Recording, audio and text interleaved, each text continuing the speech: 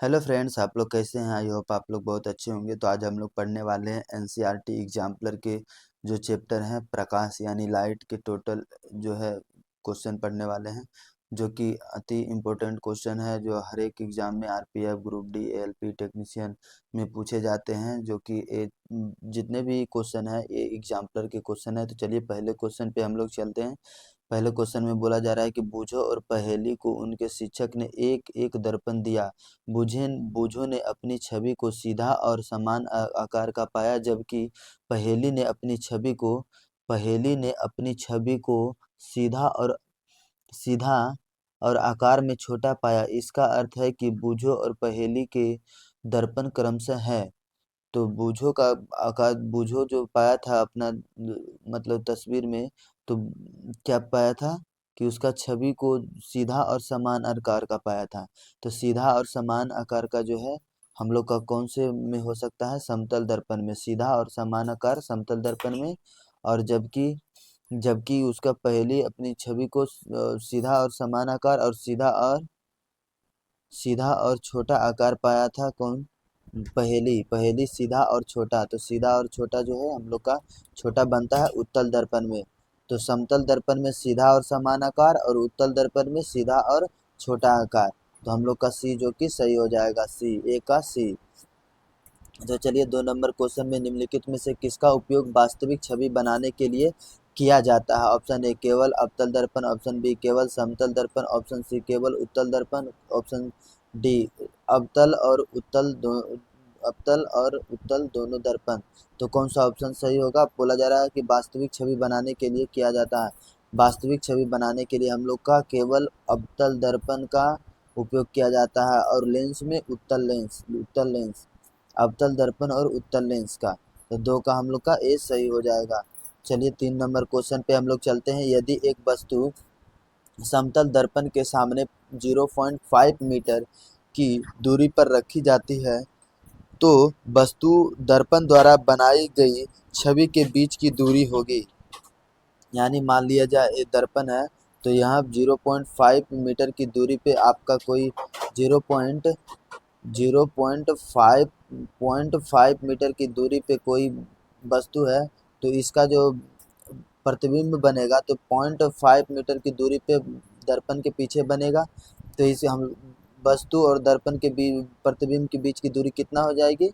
यहाँ 0.5 और 0.5 1 मीटर की दूरी हो जाएगी। तो हम लोग का कौन सा ऑप्शन सही होगा? 3 का बी जो कि सही होगा। तो चलिए 4 नंबर क्वेश्चन पे। आपको एक उत्तल दर्पण, एक अवतल लेंस और एक उत्तल लेंस प्रदान किया जाता है। किसी वस्तु का बड़ा प्रतिबिंब प्राप्त करने के लिए आप उपयोग कर सकते हैं। बड़ा प्रतिबिंब प्राप्त करने के लिए हम लोग पर उपयोग करते हैं और अवतल दर्पण अवतल दर्पण और उत्तल लेंस। बड़ा प्रतिबिंब प्राप्त करने के लिए अवतल दर्पण और उत्तल लेंस का प्रयोग किया जाता है। ऑप्शन ए अवतल दर्पण या उत्तल लेंस, ये गलत हो जाएगा। अवतल दर्पण और उत्तल लेंस, ऑप्शन नंबर बी जो कि हम लोग का सही होगा। 4 का बी। चलिए 5वें नंबर क्वेश्चन पे हम लोग चलते हैं।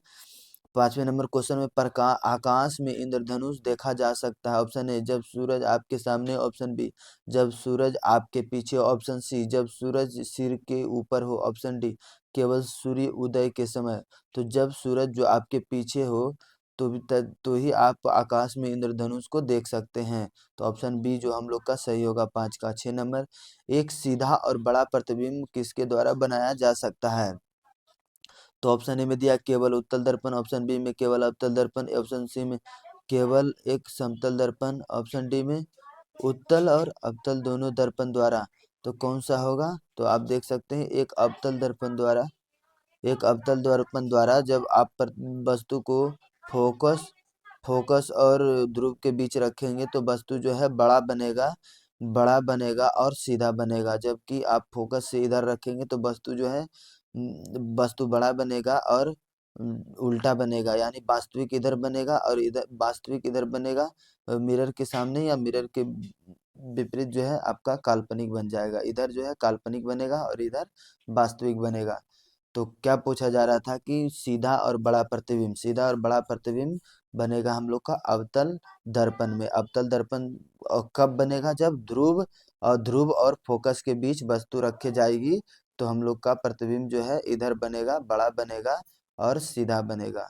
तो हम लोग का ऑप्शन हो जाएगा 6 का, ऑप्शन 6 का जो हो जाएगा बी, जो कि सही होगा। 7 नंबर क्वेश्चन पे आपको एक उत्तल दर्पण, एक अवतल दर्पण, एक उत्तल लेंस और एक अवतल लेंस प्रदान किया गया है। आप उल्टी छवि प्राप्त कर सकते हैं। कब हम उल्टी छवि प्राप्त कर सकते हैं?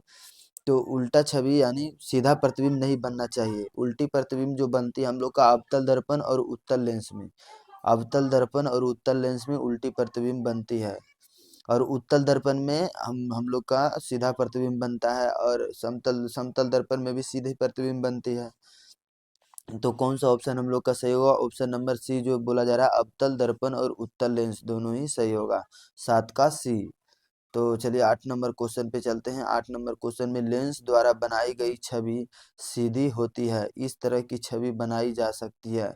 इस तरह की छवि ऑप्शन ए में उत्तल लेंस में छवि वस्तु से छोटी हो तब, ऑप्शन बी में उत्तर अवतल लेंस में प्रतिबिंब वस्तु से छोटी हो तब, ऑप्शन सी में अवतल लेंस में छवि वस्तु से बड़ी हो, ऑप्शन डी में अवतल लेंस में छवि समान आकार की हो।